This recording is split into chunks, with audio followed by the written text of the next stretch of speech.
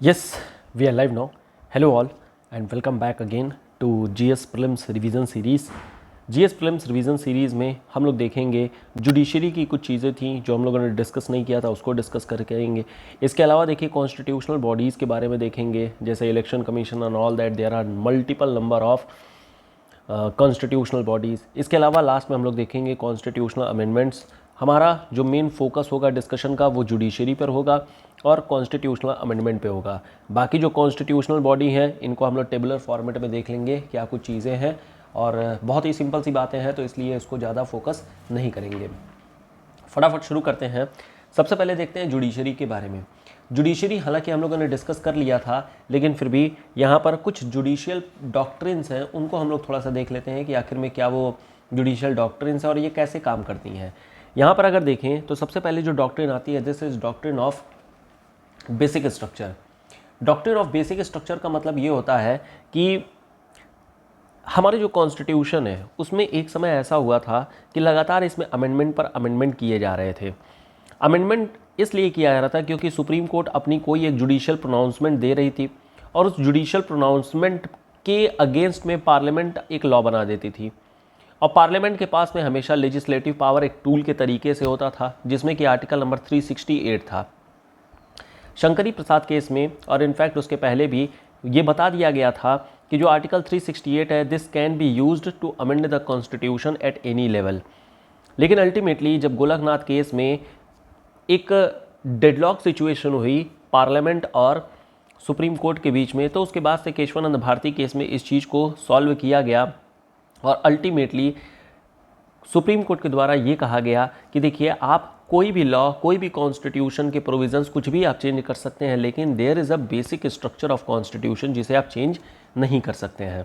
और इसी को time to time judiciary basic structure में क्या कुछ चीज़ें होंगी उसको प्रोनाउंस करती रहती है। मिनर्वा मिल केस में रिसेंटली मतलब कि सबसे पहले यही चीज़ जो है वो की गई है, बेसिक स्ट्रक्चर की ही चीज़ों को डिफाइन किया गया है।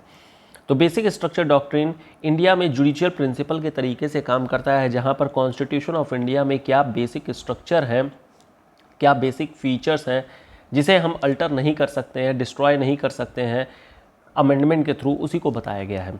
बेसिक फीचर के बारे में ऑलरेडी हम लोग देख चुके हैं, इसे एक्सप्लिसिटली मेंशन नहीं किया गया है। कुछ चीज़ें हैं जैसे democracy, federalism, independence of judiciary, secularism, ये सब बेसिक स्ट्रक्चर है जो कि आपको फॉलो करना होता है।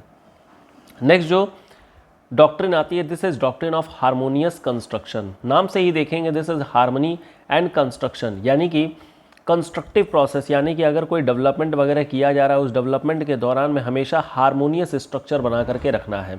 मतलब क्या है इसका? मतलब इसका ये है, हमारे यहाँ पर फेडरल सिस्टम है और फेडरल सिस्टम का मतलब ये होता है कि स्टेट के और सेंटर के दोनों के अपने अपने कुछ एरियाज़ हैं जहाँ पर ये दोनों के दोनों अपना अपना लेजिस्लेशन करते हैं, अपना अपना कानून बनाते हैं। लेकिन देखिए कई बार ऐसा भी होता है इन दोनों में कॉन्ट्रडिक्शन आ जाती है और कॉन्ट्रडिक्शन आने के कारण से हमेशा स्टेट हमेशा एक्सप्लॉइट हो जाता है और इवन सेंटर डोमिनेट करने की कोशिश करता रहता है। और यहाँ से कहीं ना कहीं ये जो फेडरल स्ट्रक्चर है उस पर अननेसेसरी एक डोमिनेंस, अननेसेसरी एक यूनिटरी कैरेक्टर देखने को मिलता है। यूनिटरी कैरेक्टर होना चाहिए, हमारे कॉन्स्टिट्यूशन में तमाम बातें कही गई हैं सेंटर स्टेट रिलेशन में जहाँ पर यूनिटरी बायसनेस दिखती है, बट कई बार सेंटर एक तरीके से कह लीजिए कि ज़बरदस्ती यूनिटरी बायसनेस दिखाने की कोशिश करता है, हालांकि वो ज़रूरत नहीं होती है। और इसी चीज़ को सुप्रीम कोर्ट ने भी डॉक्ट्रिन के फॉर्मेट में कहा और ये कहा देखिए we are in a federal structure and we have to respect this federalism. और इसी वजह से अगर आप शेड्यूल 7 के किसी लिस्ट में सेंटर और स्टेट अलग अलग कोई लॉ बना भी देते हैं किसी सेम सब्जेक्ट पे या फिर डिफरेंट सब्जेक्ट में और दोनों एक दूसरे के कोहेरेंट होती है, तो हमें ये ध्यान रखना होगा कि वहाँ पर एक हार्मोनियस कैरेक्टर निकल करके आए। हमेशा जो है दोनों एक कोऑपरेटिव फेडरलिज्म की ओर में जाएं, यही चीज़ ध्यान रखनी होगी हमें इस डॉक्ट्रिन ऑफ हार्मोनियस कंस्ट्रक्शन के थ्रू। तो यहाँ पर एक तरीके से रिकमेंडेटरी नेचर में कोर्ट ने बोला कि आपको हार्मनी बना करके रखना है। तो this is to bring harmony between the different list mentioned in schedule 7 of constitution. Different subjects are mentioned in different list. However, there can be a situation where an entry of one list overlap with another list, and this is the time when doctrine comes into picture. It was said that word of the entry should be given wide amplitude and the code shall bring harmony between different entries and list. In fact, इसी centre state relation को ही लेते हुए एक और principal आता है, and that is doctrine of incidental और ancillary power. यहाँ पर भी इसी जो सेंटर स्टेट रिलेशन है उसी को देख करके आती है सारी बातें. अभी हम लोग बात करते हैं, वन बाय वन करके चीज़ों को देखते रहते हैं. पहले हम लोग बात कर लेते हैं जरा डॉक्ट्रिन ऑफ इक्लिप्स को लेकर के. What is the meaning of doctrine of Eclipse? सबसे पहले मतलब क्या होता है इक्लिप्स का? इक्लिप्स का मतलब हिंदी में बोलते हैं इसको ग्रहण. जैसे चंद्र ग्रहण और आपका सूर्य ग्रहण होता है, सेम वैसे ही इसका मतलब ये होता है. ग्रहण में होता क्या है, कोई एक सेलेस्टियल बॉडी दूसरे सेलेस्टियल बॉडी के द्वारा ढक ली जाती है और इस कारण से किसी एक सेलेस्टियल बॉडी का कोई एक सर्टेन पोर्शन दिखता नहीं है. सेम वही चीज़ यहाँ पर डॉक्ट्रिन में भी यूज़ किया जाता है. मान लेते हैं कोई एक प्रिंसिपल बनाया गया है, कोई एक डॉक्ट्रिन बनाई गई है जिसमें ABC 3 पार्ट हैं.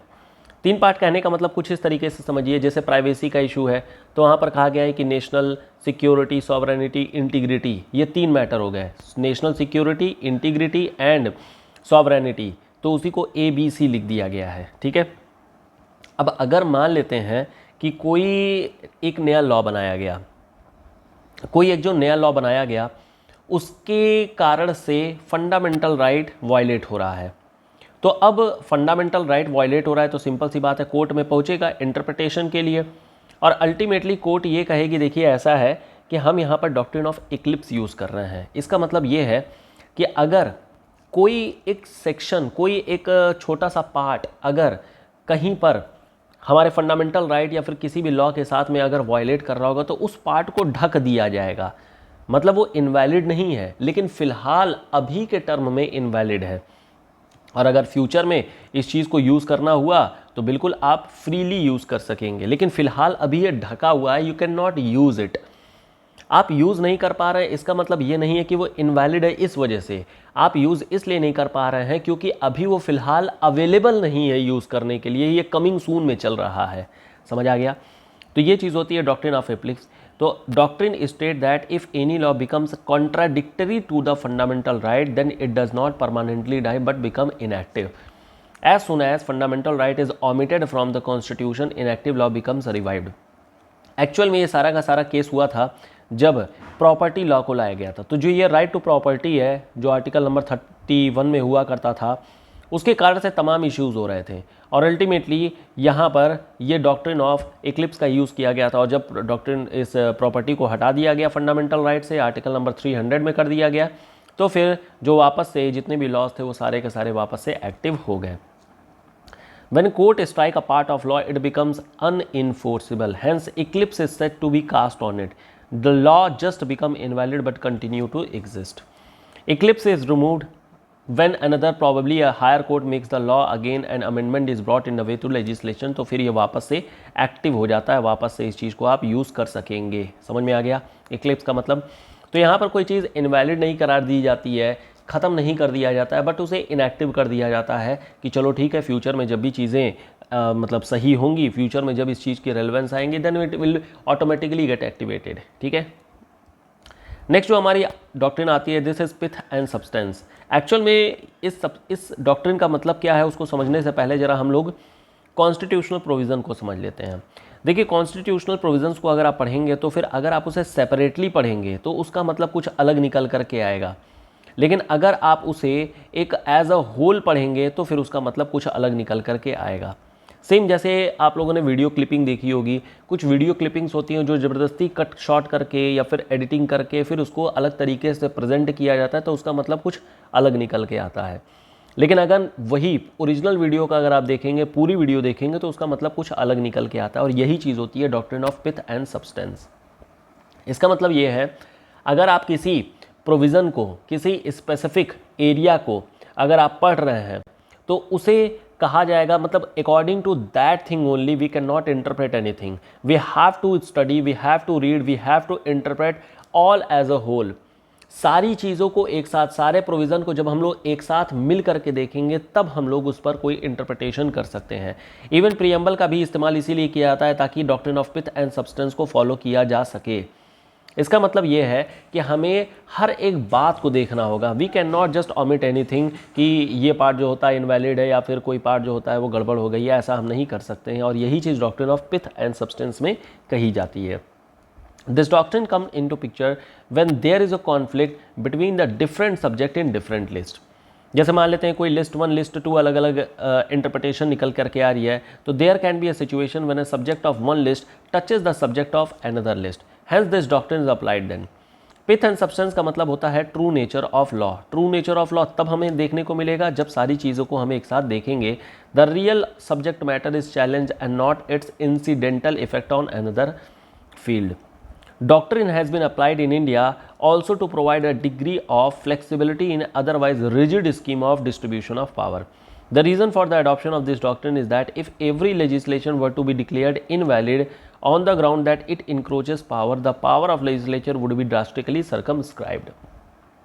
हमारे यहाँ पर देखिए सेपरेशन ऑफ पावर है ज़रूर, लेकिन वो क्लियर सेपरेशन ऑफ पावर नहीं है और इस कारण से तमाम चीज़ें जो है आपस में कहीं ना कहीं मिक्स सी ओवरलैपिंग टाइप की चीज़ें दिखती हैं और इसी वजह से इस सेपरेशन ऑफ पावर को हार्मोनियस नेचर देने के लिए ही इस doctrine of pith and substance का यूज़ किया जाता है। समझ में आ गया?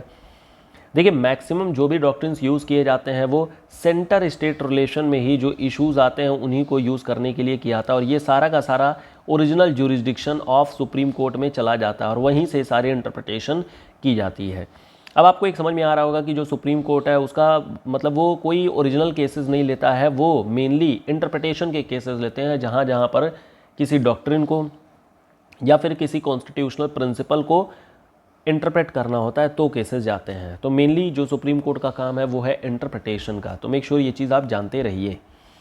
आगे अगर देखें तो नेक्स्ट आती है doctrine of incidental and ancillary power. इस डॉक्ट्रिन को डिस्कस करने से पहले थोड़ा सा इसके बारे में पढ़ लेते हैं। देखिए एंसिलरी पावर का मतलब क्या होता है? एंसिलरी पावर का मतलब होता है कोई चीज़ जो उसी के इर्द गिर्द है। फॉर एग्जांपल जैसे मान लेते हैं हम लोग बात कर लेते हैं साइबर सिक्योरिटी की। दिस इज़ मान लेते हैं साइबर सिक्योरिटी। तो साइबर सिक्योरिटी का मतलब होता है इंफॉर्मेशन टेक्नोलॉजी से रिलेटेड जितनी भी चीज़ें हैं वो सब के सब यहाँ पर आ जाएंगी। तो इंफॉर्मेशन टेक्नोलॉजी आईटी से रिलेटेड जितनी भी चीज़ें हैं वो सब साइबर सिक्योरिटी में आ जाती हैं। चाहे मेलवेयर अटैक हो, चाहे फिर वायरस अटैक हो, चाहे फिर आपके जो कुछ भी एनीथिंग, ठीक है, ट्रोजन अटैक हो, तो ये सब जितने भी अटैक्स होते हैं वो भी। इसके अलावा फिशिंग पेज बना करके किसी को चोरी कर लेना या कुछ भी करना, ये सारा साइबर सिक्योरिटी के ही अंडर में आता है।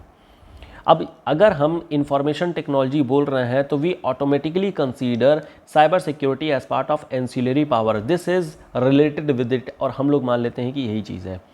तो यहाँ पर डॉक्ट्रिन ऑफ इसी एंसिलरी पावर में यही चीज़ बोली जाती है कि हमें अलग अलग से कोई चीज़ बताने की ज़रूरत नहीं है। You can legislate on those subjects which are ancillary to that subject. तो principle in addition to the doctrine of pith and substance में ये चीज़ ऐड की गई और ये कहा what it means to that is power to legislate on subject also include the power to legislate on ancillary matter that are reasonably connected to that subject. Example के तौर पर टैक्स का यहाँ पर एग्जाम्पल लिया गया है, यू कैन स्किप दैट, और साइबर सिक्योरिटी के मामले को आप देख करके समझ सकते हैं। लेकिन एक चीज़ आपको यहाँ पर ध्यान रखनी है, ये है कि ऐसा नहीं होना चाहिए कि आप एंसिलरी मैटर के नाम पर किसी भी लॉ में चेंजेस करने जा रहे हों। अगर कोई सब्जेक्ट एक्सप्लिसिटली मेंशन किया गया है तो हम इसे एंसिलरी मैटर नहीं मानेंगे। जैसे power to tax is mentioned in specific entries in the list and so the power to tax can not be claimed on ancillary as to power relating to any other entry of that list.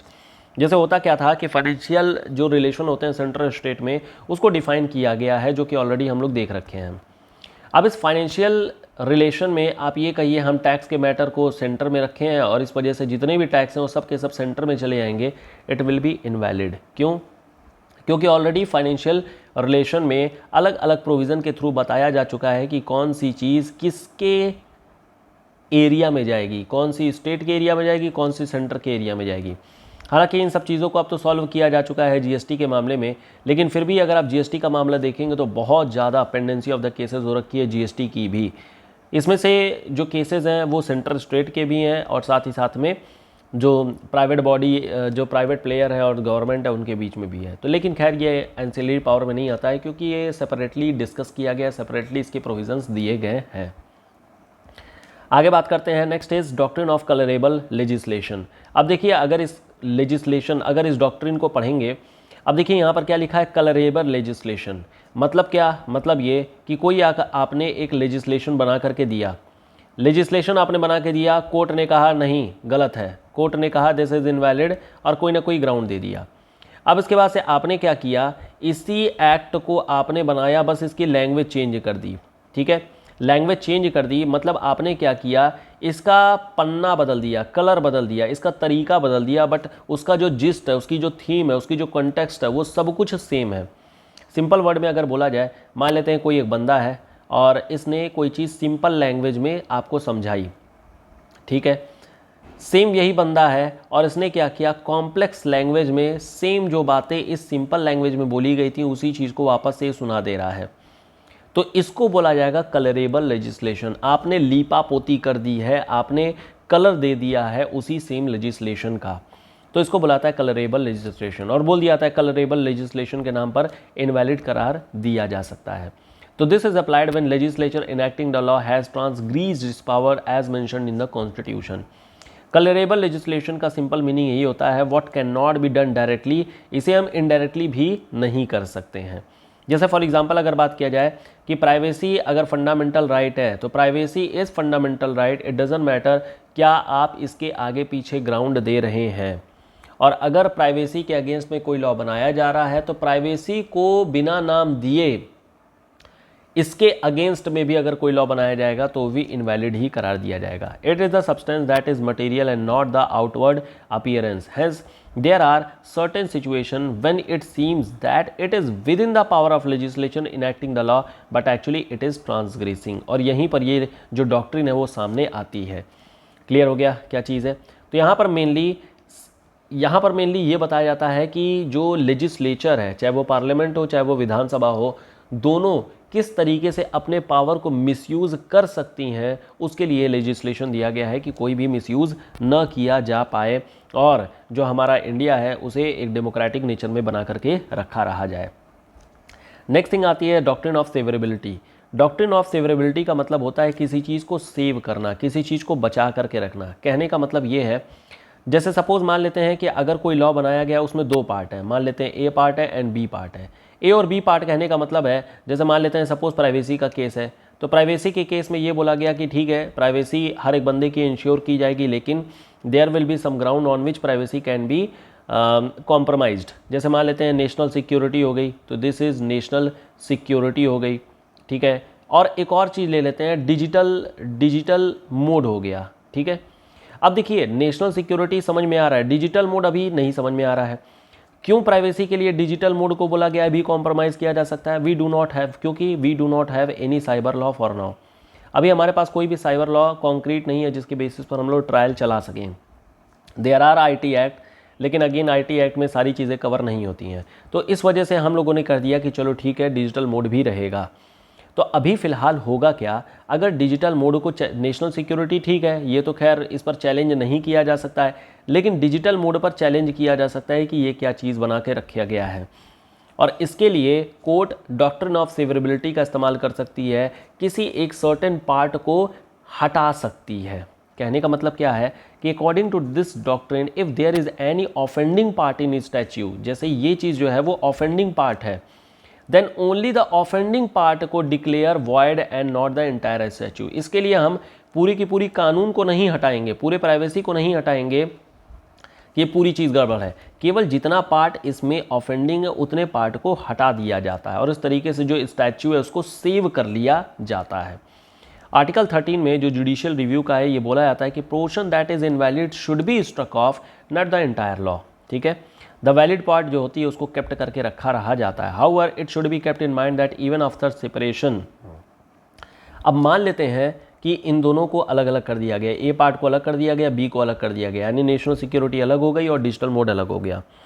अब B part को अगर हम हटा देते हैं तो अब इसको देखा जाएगा doctrine of pith and substance के बेसिस पर कि क्या इसका कुछ मतलब निकल के आ पा रहा है कि नहीं। मतलब ऐसा नहीं होना चाहिए कि this should not be ambiguous, ये चीज़ एम्बिगुअस नहीं होनी चाहिए। और कोई कह सकते हैं कि सुप्रीम पावर पार्लियामेंट को न मिल जाए, ये चीज़ ध्यान रखना होता है।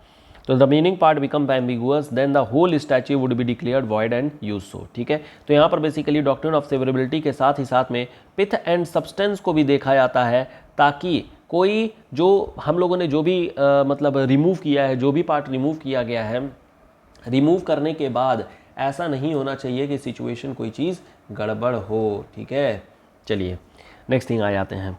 डॉक्ट्रिन ऑफ टेरिटोरियल नेक्सस के बारे में अगर देखा जाए तो देखिए यहाँ पर भी अगेन आपको पता चल गया, टेरिटोरियल नेक्सस का मतलब होता है टेरिटरी पर जब नेक्सस किया जाता है, यानी कि स्टेट के लोग जब आपस में मिल करके आते हैं और नेक्सस क्रिएट करते हैं, तो उसको लेकर के ये बनाया गया है। Again this is related with the centre state relation, तो ये भी सेंटर स्टेट रिलेशन से ही रिलेटेड चीज़ें आ जाती हैं। तो article number 245 which is related with the centre state relationship, यहाँ पर ये कहा गया है कि जो स्टेट लेजिस्लेचर है it can make law on the territory of a state and not on extra territorial law provided there is nexus. अब यहाँ पर यह कहा गया है कि जो उत्तर प्रदेश है वो अपने उत्तर प्रदेश की टेरिटरी के अंदर में ही रह करके अपना कानून बना सकता है।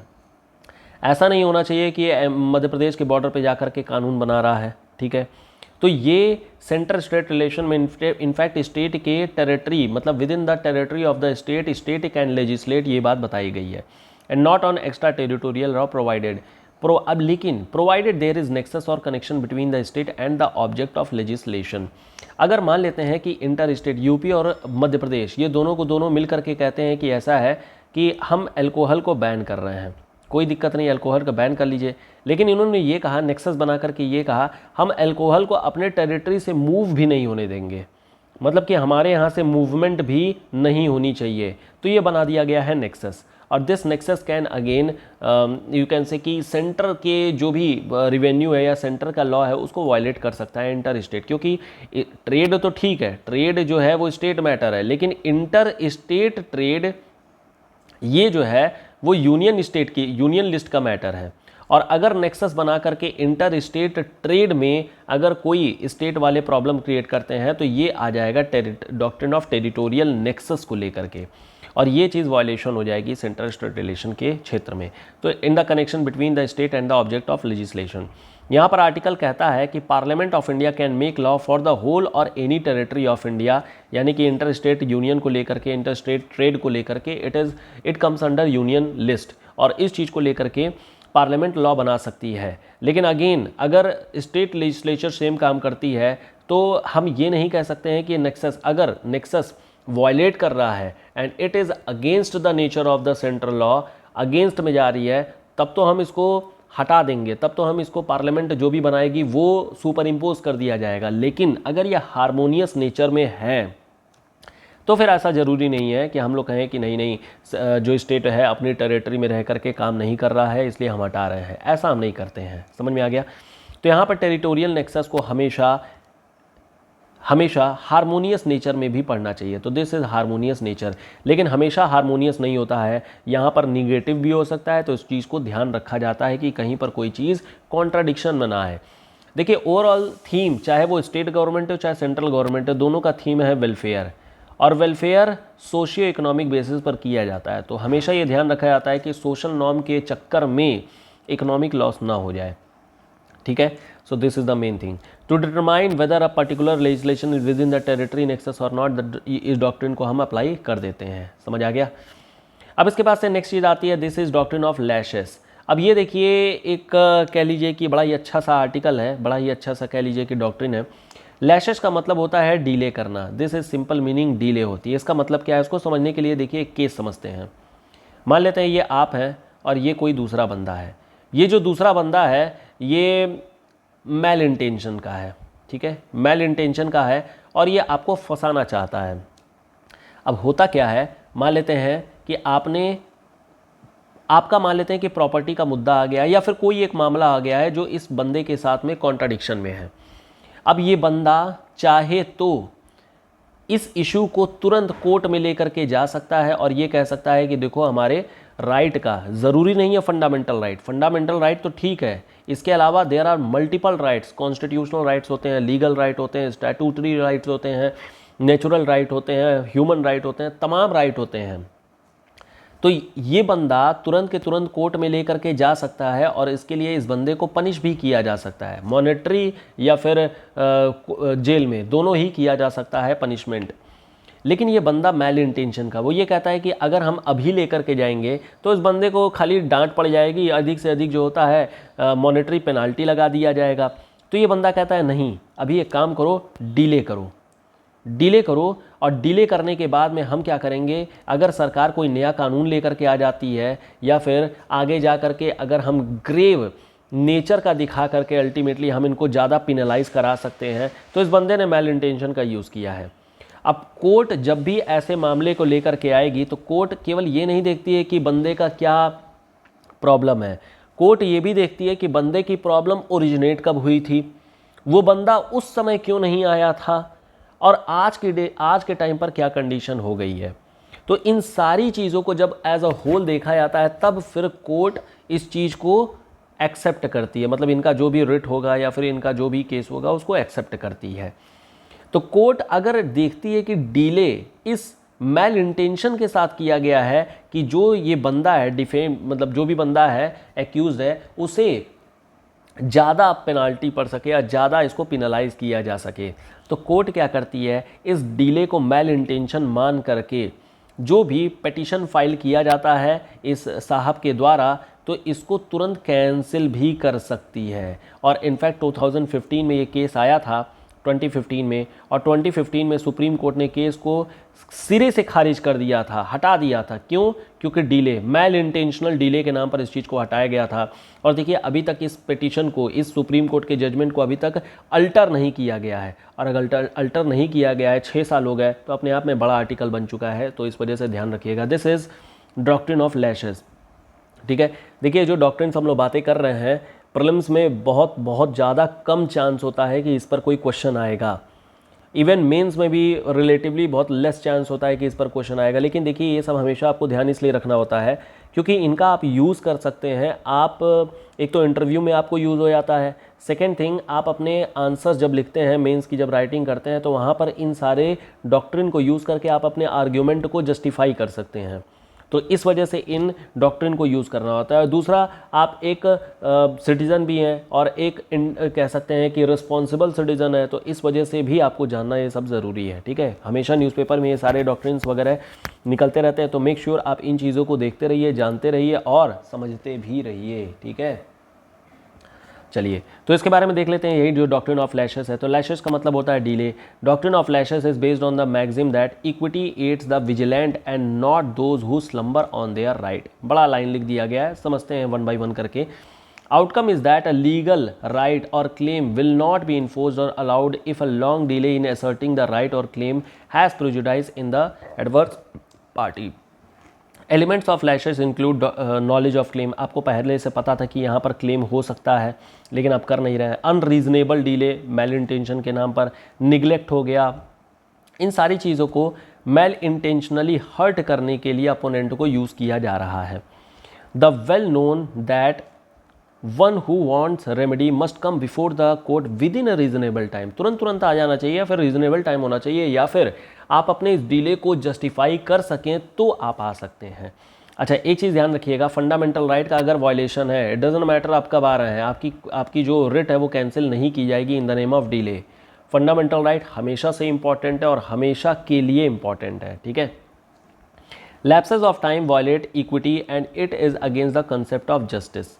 Hence, the issue came up whether delay can be ground to deny fundamental right under Article 32 or not। और ये चीज़ आर्टिकल नंबर 32 रिट के ही तरह से काम करता है। It was said that denial of fundamental right only on the ground of delay is not justified as fundamental right as basic and very essential। और इसी कारण से फंडामेंटल राइट की जो भी चीज़ें होती हैं उसको हम खारिज नहीं करते हैं, जैसा कि ऑलरेडी हम लोगों ने यहाँ पर देख लिया। ठीक है, बाकी छोटी मोटी और भी चीज़ें हैं जैसे डॉक्ट्रिन ऑफ जुडिशियल रिव्यू, ये आर्टिकल नंबर 13 में बताया गया है और इसके बारे में ऑलरेडी आप समझ चुके हैं। यहाँ पर law includes ordinance, order, by law, regulation, notification, कुछ भी हो सकता है। ऐसा नहीं कि जो एग्जीक्यूटिव वो अपने नोटिफिकेशन और बाय लॉज निकाल करके मिसयूज़ करे पावर को, ऐसा नहीं कर सकते हैं। ये भी चीज़ ध्यान रखिएगा आप लोग। ठीक है, फिर आपका है doctrine of due process of law. तो देखिए देयर आर टू थिंग्स, एक होती है जिसे हम लोग बोलते हैं प्रोसीजर इस्टेब्लिश्ड बाय लॉ। तो ये जो प्रोसीजर इस्टेब्लिश्ड बाय लॉ है ये है आपके ब्रिटेन का प्रिंसिपल। और दूसरी चीज़ होती है जिसे हम लोग बोलते हैं ड्यू प्रोसेस ऑफ लॉ। ये जो ड्यू प्रोसेस ऑफ लॉ है ये है यूएसए का constitution. Process established by law में हम लोग ये देखते हैं कि रूल ऑफ लॉ फॉलो हो रहा है कि नहीं। रूल ऑफ लॉ का मतलब ये होता है कि लॉ सुप्रीम है, लॉ सही है, लॉ में कोई गड़बड़ी नहीं है, हमें इसके प्रोसीजर को बस चेक करना है कि क्या इस लॉ को सही तरीके से फॉलो किया गया है या नहीं। जबकि ड्यू प्रोसेस ऑफ लॉ में हम लॉ की भी वैलिडिटी को चेक करते हैं कि कहीं लॉ ही अपने आप में गलत तो नहीं है, प्रोसेस तो ठीक है, क्या लॉ भी अपने आप में गलत तो नहीं है। अगर हम बात करें इंडिया में क्या चीज़ फॉलो होता है, तो देखिए इंडिया के कॉन्स्टिट्यूशन में मेंशन है प्रोसीजर इस्टेब्लिश्ड बाय लॉ, लेकिन हम लोगों ने मेनका गांधी केस के बाद में ड्यू प्रोसेस ऑफ लॉ को भी फॉलो करना शुरू किया है, बट ओनली इन प्रैक्टिस।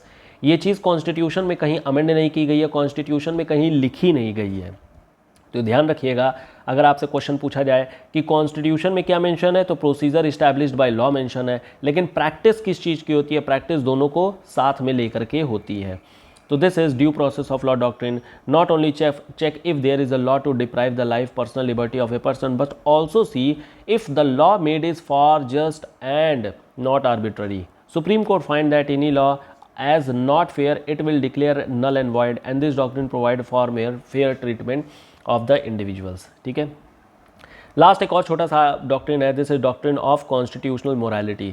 नाम से ही आपको पता चल रहा है कॉन्स्टिट्यूशनली मोरालिटी, यानी कोई भी आपने लेजिस्लेशन बनाया है, कोई भी आपने कानून बनाया है, this should follow the constitutional principles. तो जो कॉन्स्टिट्यूशन की जो फिलॉसफीज़ है, कॉन्स्टिट्यूशन की कह सकते हैं जो मोरालिटी है। अब मोरालिटी क्या है, मोरालिटी है इक्वलिटी, मोरालिटी है जस्टिस, ठीक है, मोरालिटी है वेलफेयर, मोरालिटी है वल्नरेबल पीपल की सिक्योरिटी, वल्नरेबल सेक्शन की सिक्योरिटी, मोरालिटी है माइनॉरिटी प्रोटेक्शन। तो ये सब जो बेसिक प्रिंसिपल्स हैं, इनको रिपब्लिक, ये सब मोरालिटी हैं और इनको फॉलो करना चाहिए। और हम लोग बोल सकते हैं कि जो फंडामेंटल राइट है या फिर डीपीएसपी या फिर प्रियम्बल या फंडामेंटल ड्यूटी है, ये सारी चीज़ें अगर आप लेटर एंड स्पिरिट से फॉलो करेंगे तो हम लोग बोल सकते हैं कि दिस इज़ कॉन्स्टिट्यूशनल मोरालिटी। ठीक है, तो डॉक्टर अम्बेडकर साहब ने यही चीज़ कही थी, constitutional morality would mean effective coordination between conflicting interest of different people and administration cooperation to resolve them amicably without any confrontation among the various group working for the realization of their end at any cost. ऐसा नहीं होना चाहिए कि आप administration के लिए, या फिर जैसे सिंपली आप ये केस देखिए, आधार का केस था। So this was case of Aadhaar. Aadhaar में ये कहा गया कि हम वेलफेयर की जितनी भी चीज़ें हम तभी आपको देंगे जब आपके पास में आधार होगा। फॉर एग्जांपल जैसे पीडीएस है, पीडीएस से आपको तभी राशन दिया जाएगा जब आपके पास आधार रहेगा। तो अब यहाँ पर आपने किया क्या, ये जो आधार है इसको आपने ग्राउंड बना दिया है वेलफेयर डिस्ट्रीब्यूशन का। तो यहाँ पर कोर्ट आती है और ये कहती है this is not constitutionally moral, क्योंकि आपने एक बाउंडेशन लगा दिया है। वेलफेयर ये आपका रिस्पॉन्सिबिलिटी है, ये आपको निभाना ही निभाना है। अब इसके लिए आप आधार ग्राउंड नहीं लगा सकते हैं। अब यहाँ पर कर क्या सकती है गवर्नमेंट ये कर सकती है, आप वेलफेयर स्कीम जब भी डिस्ट्रीब्यूट करिए तो वहाँ पर अगर किसी बंदे का आधार नहीं है तो लगे हाथ उनका आधार बना दीजिए और लगे हाथ उनको वेलफेयर भी दे दीजिए। ये इंश्योर करना है, और ये होती है कॉन्स्टिट्यूशनल मोरालिटी कि yes, Aadhaar is a convenient tool जिसके बेसिस पर आप जो है जो भी मैल एडमिनिस्ट्रेशन या फिर जो भी मैल फंक्शनिंग होती है उसको दूर कर सकते हैं, वेलफेयर को इंश्योर कर सकते हैं। लेकिन वेलफेयर के नाम पर और करप्शन के नाम पर आप ये कहें नहीं हमें करप्शन रोकना, और उसके लिए अगर कोई वेलफेयर स्कीम रुक रही है या किसी बंदे को वेलफेयर नहीं हो रहा है तो जाने दो, वी डोंट केयर, ये चीज़ गलत हो जाएगी। क्योंकि हमारे यहाँ का मोरालिटी प्रिंसिपल है, मोरल प्रिंसिपल है वेलफेयर, और वेलफेयर को इंश्योर करना, और यही चीज़ यहाँ पर कही जाती है कॉन्स्टिट्यूशनल मोरालिटी में। फॉर एग्जांपल जैसे अभी रिसेंट में आप लोगों ने देखा होगा, इनफैक्ट अगर आप लोग ट्रैवल कर रहे होंगे तो अभी फ़िलहाल अगर आप स्टेट की बाउंड्री को क्रॉस कर रहे हैं, स्टेट के बॉर्डर को अगर क्रॉस कर रहे हैं, तो अभी आरटीपीसीआर की रिपोर्ट प्लस वैक्सीनेशन का सर्टिफिकेट ये आपसे मांगा जा रहा है। अब देखिए कायदे से वैक्सीनेशन अब आप पर क्या कर रही है, इम्पोज की जा रही है। और अभी रिसेंट में निकला था कि आपका फंडामेंटल राइट है कि you want to administer this vaccine or not. आपके मनमर्जी के ऊपर है, आपके ऊपर है। लेकिन अगेन अगर आप बॉर्डर को क्रॉस कर रहे हैं तो आपका जो राइट टू मूवमेंट है, दिस इज आर्टिकल नंबर 19 के अंडर में, वो कहीं ना कहीं वॉयलेट हो रही है।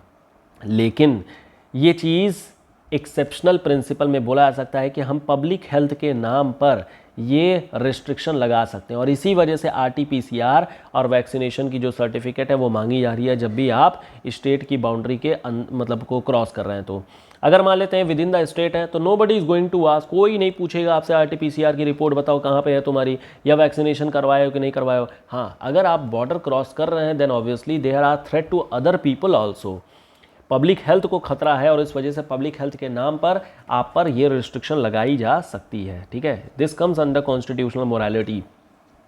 तो यही चीज़ कॉन्स्टिट्यूशनल मोरालिटी में बोली जाती है। It has been regarded as paramount reference for the constitution. It provides a principled understanding for unfolding the work of governance. It specifies norms for institution to survive and exception of behaviour that will meet not just the text but the soul of constitution. It also makes governing institution and representation accountable. समझ आ गया क्या चीज़ है constitutional morality का, क्या case है। तो हम लोगों ने डिटेल में देख लिया क्या क्या चीज़ें हमारी इस डॉक्ट्रिन में यूज़ की जाती हैं। अब देखिए एक और केस है क्यूरेटिव पिटीशन का, और ये भी न्यूज़ में बना हुआ था तो इसके बारे में भी देख लेते हैं। देखिए क्यूरेटिव पिटीशन का मतलब क्या होता है। क्यूरेटिव पिटीशन का मतलब होता है कि वापस से रिव्यू करना। अब रिव्यू करने के लिए क्या कोर्ट रिव्यू कर सकती है? यस, कोर्ट रिव्यू कर सकती है। इनके पास में तमाम हथियार होते हैं, तमाम इनके पास आर्टिकल्स हैं। जैसे कि आर्टिकल नंबर 137 में बोला गया है रिव्यू करने के लिए SLP होती है, स्पेशल लीव पिटीशन होती है। सिमिलरली इसी तरीके से आर्टिकल नंबर 145 में भी रिव्यू ऑफ लॉ को लेकर के बताया गया है। इनफैक्ट आर्टिकल नंबर 142 में ये भी कहा गया है कि suo motu court can review its own decision, अपने डिसीजन को रिव्यू कर सकती है। और यही जो तीनों आर्टिकल्स हैं यही क्यूरेटिव पिटीशन को जन्म देते हैं। अब क्यूरेटिव पिटीशन का मतलब क्या होता है? क्यूरेटिव पिटीशन का मतलब ये होता है कि अगर मान लेते हैं कि दिस इज़ यू, मान लेते हैं कि ये आप हैं और आपको कोर्ट ने मान लेते हैं कि रिगरस इम्प्रिजनमेंट दे दिया या फिर डेथ पेनल्टी दे दिया, मान लेते हैं डेथ पेनल्टी दे दिया या फिर रिगरस इम्प्रिजनमेंट, कुछ भी है। अब आप इस जो भी जजमेंट आई है इसको वापस से रिव्यू कराना चाहते हैं। आप ये कहते हैं कि नहीं हमें जो होता है रिव्यू कराना है, तो कोर्ट रिव्यू कर देगा, कोई दिक्कत नहीं है। रिव्यू करने के बाद में एक जजमेंट दी जाएगी। अब इस जजमेंट अगर मान लेते हैं कि कोर्ट ने रिव्यू किया और कोर्ट ने कुछ भी चेंज नहीं किया, मान लेते हैं कि रिगरस इम्प्रिजनमेंट थी, लाइफ इम्प्रिजनमेंट थी, वैसी ही है, तो आपके पास एक ऑप्शन होता है कि आप प्रेसिडेंट के पास में मर्सी प्ली भेज सकते हैं। तो दिस इज़ मर्सी प्ली, ये आपने भेज दिया मान लेते हैं। अब यहाँ पर प्रेसिडेंट साहब इस चीज़ को देखेंगे, तो प्रेसिडेंट साहब के देखने में और कोर्ट के देखने में अंतर यही होता है कि यहाँ पर नेचुरल जस्टिस को भी देखा जाता है। तो यहाँ पर नेचुरल जस्टिस, नेचुरल प्रिंसिपल्स, इनको भी देखा जाता है, वापस से एक बार इनकी रिव्यू की जाती है। लेकिन मान लेते हैं कि प्रेसिडेंट साहब ने भी इसे कैंसिल कर दिया, तो क्या सारे दरवाजे ख़त्म हो गए? नहीं, अभी भी एक और दरवाज़ा बचा हुआ है और उसको बोलते हैं हम लोग क्यूरेटिव पिटीशन।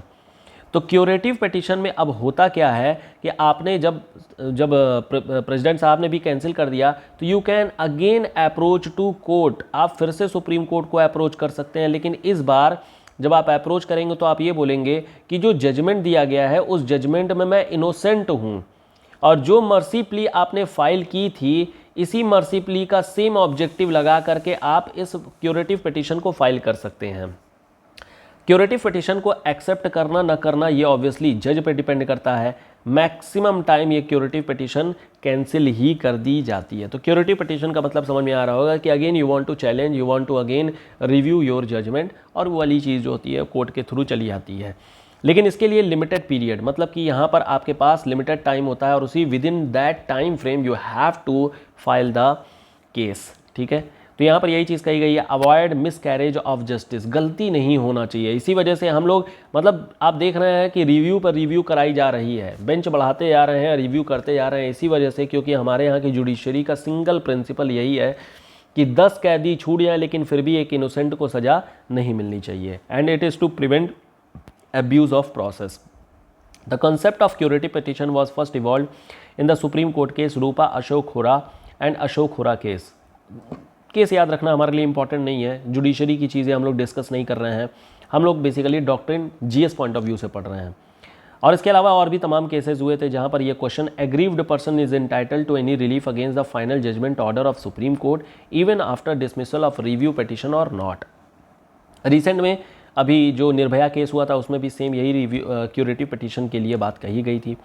यहाँ पर concept is supported by article number 137 it provides that matter of law and rules made under article 145 Supreme Court has the power to review any judgement pronounced by it. Such a petition need to be filed within 30 days. अभी हम लोगों ने देखा ना कि यहाँ पर limited time होता है, उसी के अंडर में ये काम करना होता है, तो वही सारी चीज़ें यहाँ पर भी आ जाती हैं। समझ आ गया क्या चीज़ है। अब हम लोग जरा आगे बढ़ते हैं और देख लेते हैं कॉन्स्टिट्यूशनल बॉडीज़ को लेकर के। देखिए, जो कॉन्स्टिट्यूशनल बॉडीज़ हैं ये बहुत ही मैकेनिकल चीज़ है, इसमें कुछ ज़्यादा खास है नहीं डिस्कस करने को, और फटाफट हम लोग केवल और केवल एक टेबुलर फॉर्मेट में देख लेते हैं कि क्या कुछ चीज़ें हैं और क्या यहाँ पर क्या काम होता है किसका। ठीक है, फटाफट देख लेते हैं क्या चीज़ है। जैसे एक चीज़ होती है इलेक्शन कमीशन। इलेक्शन कमीशन जो कि आर्टिकल नंबर 324 में बताया गया है, free and fair and timely election के बारे में, ये चीज़ इलेक्शन कमीशन कराती है। सुपरिटेंडेंस का काम, डायरेक्शन का काम, कंट्रोल का काम, ये होता है इलेक्शन कमीशन का। कंपोजिशन के बारे में बात करें तो यहाँ पर एक चीफ इलेक्शन कमिश्नर होते हैं और साथ ही साथ में 2 इलेक्शन कमिश्नर होते हैं। इनकी जो कंपोजिशन है ऑब्वियसली वो चेंज की जा सकती है, और चेंज करने का जो काम होते हैं वो प्रेसिडेंट साहब करते हैं। President is the authority here to change. President साहब अपने खुद नहीं कर सकते हैं, this is not discretionary power. Council of minister का जो रिकमेंडेशन आएगा उसी के बेसिस पर ही करेंगे। अपॉइंटमेंट जो होती है वो प्रेसिडेंट साहब के द्वारा की जाती है, तो प्रेसिडेंट साहब जो होते हैं इनको अपॉइंट कर देते हैं। क्वालिफिकेशन के बारे में बात किया जाए तो कुछ भी बताया नहीं गया है कि क्या क्वालिफिकेशन होगी, लेकिन जनरली जो ऑल इंडिया सर्विस के लोग होते हैं, IAS होते हैं, रिटायर्ड या फिर जो सीनियर ब्यूरोक्रेट होते हैं, उनको बना दिया जाता है क्योंकि उनकी अच्छी खासी एक्सपीरियंस होती है, फील्ड जॉब में भी रहती है और सेक्रेटरी में भी रहती है, दोनों ही। टेन्योर के बारे में बात करें तो 65 ईयर या फिर 6 ईयर जो भी पहले आ जाएगा उसको ले लिया जाएगा। हालांकि जो आपकी टेन्योर है और सर्विस कंडीशन है ये प्रेसिडेंट डिसाइड करते हैं, तो president actually decide the service condition क्या रहेगी। रिमूवल के बारे में बात करें तो सेम जैसे जज ऑफ सुप्रीम कोर्ट होते हैं, सेम वैसे ही यहाँ इनकी भी रिमूवल कराई जाती है। प्रूव्ड मिसबिहेवियर होना चाहिए हाउस के द्वारा, देन ओनली ये सब चीज़ें हो पाती हैं। पोस्ट रिटायरमेंट के बारे में बात करें तो यहाँ पर कोई भी रिस्ट्रिक्शन नहीं दिया गया, इनको कोई भी जॉब दी जा सकती है। अगर हाँ रेजिग्नेशन अगर देना होगा तो रेजिग्नेशन किसको देंगे, यहाँ पर एक और कॉलम लिख लीजिए रेजिग्नेशन का। तो रेजिग्नेशन अगर देना होगा तो किसको देंगे, तो जो अपॉइंट कराया है वही, यानी कि प्रेसिडेंट साहब को ये लोग रेजिग्नेशन अपना सौंप सकते हैं। एनुअल रिपोर्ट किसको देंगे, अगेन प्रेसिडेंट साहब को ही देंगे, यहाँ पर भी कोई दिक्कत नहीं है। अटॉर्नी जनरल के बारे में अगर बात किया जाए तो ये भी बताया गया आर्टिकल नंबर 76 में अटॉर्नी जनरल के बारे में, और आर्टिकल नंबर 165 में बताया गया है एडवोकेट जनरल स्टेट के बारे में। कंपोजिशन, ये एक सिंगल मेंबर होते हैं, एक आदमी होते हैं। अब यहाँ पर इनको हेल्प करने के लिए सॉलिसिटर जनरल भी होते हैं, लेकिन सॉलिसिटर जनरल ना तो स्टैट्यूटरी बॉडी है ना तो कॉन्स्टिट्यूशनल बॉडी है, वो जस्ट एक हेल्पिंग हैंड है, और एक तरीके से कह लीजिए कि हमने रिस्पेक्ट के लिए सॉलिसिटर जनरल नाम दे दिया है। ठीक है, अपॉइंटमेंट के बारे में बात करें तो अब बिल्कुल प्रेसिडेंट साहब ही करते हैं, तो प्रेसिडेंट साहब यहाँ पर कर दिए। क्वालिफिकेशन देखिए, सुप्रीम कोर्ट के जज के बराबर की जो है इनकी क्वालिफिकेशन होनी चाहिए ताकि ये प्रैक्टिस कर सकें, जा सके और किसी भी कोर्ट में प्रैक्टिस कर सके, मतलब जाकर डिफेंड कर सकें गवर्नमेंट ऑफ इंडिया को। टेन्योर के बारे में बात करें तो अगेन प्रेसिडेंट साहब डिसाइड करते हैं, कोई भी इनका फिक्स टेन्योर नहीं होता है। रिमूवल, कोई रिमूवल वगैरह तुरंत प्रेसिडेंट साहब तुरंत फ़ोन करेंगे और कहेंगे ऐसा है हम नया हायर कर रहे हैं, आप छोड़ दीजिए अपना काम। पोस्ट रिटायरमेंट, अगेन यहाँ पर भी कोई बाढ़ नहीं है तो कोई दिक्कत नहीं है। पोस्ट रिटायरमेंट ये लोग प्रैक्टिस कर सकते हैं, कुछ भी कर सकते हैं, कोई दिक्कत यहाँ पर नहीं है। रेजिग्नेशन का केस, अगर मान लेते हैं इनको रेजिग्नेशन देना भी है तो प्रेसिडेंट साहब को रिज़ाइन कर देते हैं कि चलो ठीक है ये चीज़ है। कोई रिपोर्ट वगैरह इनको पब्लिश नहीं करनी होती है तो कोई रिपोर्ट का केस यहाँ पर नहीं आता है। सिमिलरली इसी तरीके से कैग के बारे में बात कर लेते हैं। आर्टिकल नंबर 148 में कैग के बारे में बताया गया है, सिंगल मेंबर बॉडी होती है और इनको हेल्प करने के लिए पूरा एक डिपार्टमेंट होता है। ये Indian audit and account service के हेड भी होते हैं, ये बात ध्यान रखिएगा। दिस इज़ अ कैडर, ये एक सर्विस है, कैडर नहीं सर्विस है। कौन अपॉइंट करता है, again president of India appoint करते हैं। देखिए मैक्सिमम सबको ही प्रेसिडेंट ही अपॉइंट करेंगे, अभी हम लोग देखेंगे भी। क्वालिफिकेशन के बारे में अगेन यहाँ पर जो क्वालिफिकेशन होती है वो भी डिसाइड की जाती है। जनरली जो होते हैं ऑल इंडिया सर्विस के ही लोग होते हैं। यहाँ पर भी जो इनका टर्म होता है 65 ईयर और 6 ईयर के बराबर होता है।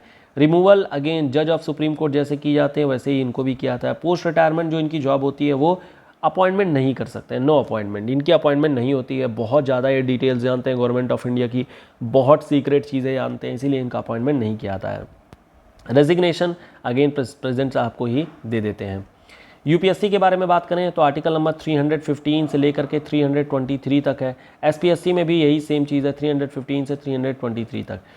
कंपोजिशन देखिए, इसमें एक चेयरमैन साहब होते हैं, ठीक है, चेयरमैन साहब होते हैं और इसमें मेंबर्स होते हैं, चेयरमैन साहब होते हैं और इसमें मेंबर्स होते हैं।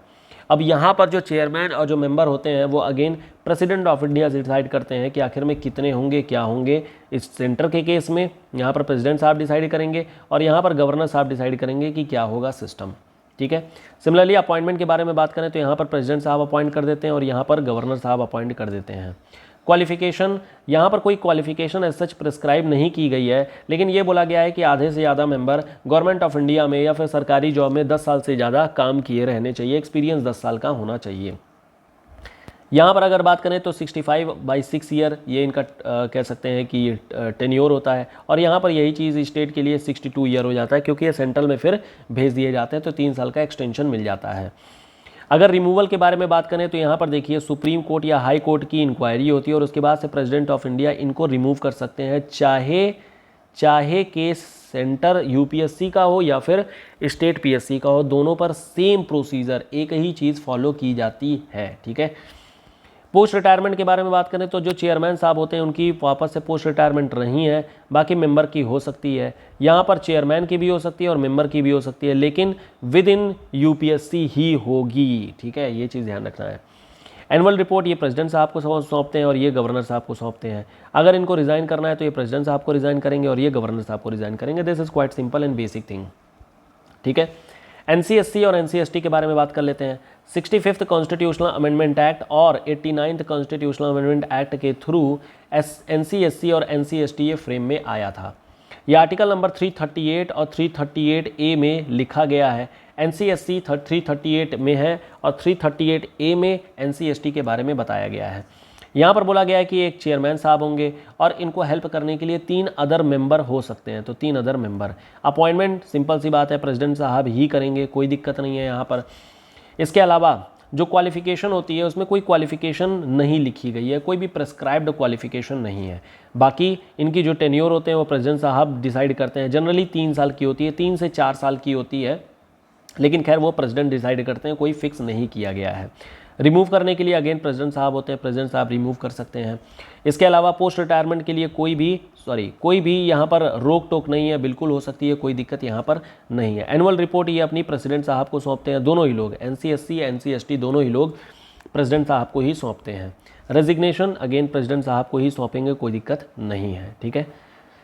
फाइनेंस कमीशन के बारे में आ जाते हैं तो 280 आर्टिकल है यहाँ पर फाइनेंस कमीशन के बारे में। कॉम्पोजिशन, एक फाइनेंस कमीशन के चेयरमैन होते हैं और 4 और मेंबर होते हैं जो कि अलग अलग वॉक ऑफ लाइफ में, मतलब पब्लिक फाइनेंस या फिर पब्लिक लाइफ, इन सब चीज़ों से संबंध होते हैं, इससे रिलेटेड होते हैं। अपॉइंटमेंट अगेन प्रेसिडेंट साहब ही करते हैं, तो प्रेसिडेंट साहब अपॉइंटमेंट हो जाएगी। क्वालिफिकेशन देखिए पार्लियामेंट डिसाइड करती है, क्वालिफिकेशन डिसाइड की जाएगी पार्लियामेंट के द्वारा। टेन्योर 5 ईयर का रहता है, 5 ईयर का मतलब कि रिकमेंडेशन दी जाती है, तो वहाँ पर ये चीज़ हो जाती है कि आखिर में क्या चीज़ें होंगी। फिर इसके अलावा रिमूवल का कोई केस नहीं होता, ये एक टेम्प्ररी बॉडी होती है, अपना रिकमेंडेशन देती है और फिर चलता बनती है। पोस्ट रिटायरमेंट कोई रोक टोक नहीं है, तो यहाँ पर भी फिर से कराई जा सकती है, कोई दिक्कत नहीं है। एनुअल रिपोर्ट ये अपनी प्रेसिडेंट साहब को सौंपते हैं और प्रेसिडेंट साहब को ये रेजिग्नेशन वगैरह भी सौंपा जा सकता है, बट यहाँ पर रेजिग्नेशन का कोई फंडा नहीं है, कोई मतलब नहीं होता है, क्योंकि अगेन रिकमेंडेटरी नेचर की हैं, रिकमेंड करके अपना निकल लेती हैं, कोई दिक्कत नहीं है। समझ आया? तो देखिए जो कॉन्स्टिट्यूशनल बॉडीज़ है दे आर वेरी मैकेनिकल, और ये सिंपली आपको याद करना है, यहाँ पर कोई टेक्निकल बात नहीं है जिसको कि हम लोग डिस्कस करें। अब हम लोग जरा बढ़ते हैं अपने मेन मुद्दे की ओर में, और ये है कॉन्स्टिट्यूशनल अमेंडमेंट का फंडा। कॉन्स्टिट्यूशनल ये अमेंडमेंट ये अपने आप में बहुत बड़ी स्टोरी है और बहुत ज़्यादा इंपॉर्टेंट है, इस पर क्वेश्चन आने की बहुत ज़्यादा चांसेस हमेशा ही रहते हैं, और प्लस साथ में अंडरस्टैंडिंग भी आपको इंपॉर्टेंट है। अब देखिए यहाँ पर जो फर्स्ट कॉन्स्टिट्यूशनल अमेंडमेंट एक्ट आती है ये 1951 में आती है, और ये चीज़ आती है कई सारी चीज़ों को लेकर के, जिसमें से इंपॉर्टेंट दिस प्रॉपर्टी एक्ट। हुआ ये था, यहीं से आप कह सकते हैं कि आर्टिकल नंबर 31 की कहानी भी शुरू हो जाती है, ठीक है। अब होता क्या है कि जब हम लोग आज़ाद हो गए थे तो हम लोगों ने ज़मींदारी को अबॉलिश कर दिया। जमींदारी को अबॉलिश करने का मतलब ये था कि ऑब्वियस सी बात है लैंड को वापस से आपको रीडिस्ट्रीब्यूट करना होगा, और लैंड को रीडिस्ट्रीब्यूट करेंगे और साथ ही साथ में आपने फंडामेंटल राइट भी बना करके रखा हुआ है आर्टिकल नंबर 31 के अंडर में, राइट टू प्रॉपर्टी। तो सिंपल सी बात है यहाँ पर एक कॉन्ट्राडिक्शन आना ही आना था, और इसकी चीज़ को लेकर के रिट फाइल होनी ही होनी थी, और इस चीज़ को लेकर के सुप्रीम कोर्ट में जाना ही जाना था। और अगर सुप्रीम कोर्ट में जाएंगे तो obviously you need to again make some changes here, और वही चीज़ यहाँ पर देखने को मिलती है फर्स्ट कॉन्स्टिट्यूशनल अमेंडमेंट एक्ट के जरिए। empowered the state to make special provision for the advancement of socially and economically backward class.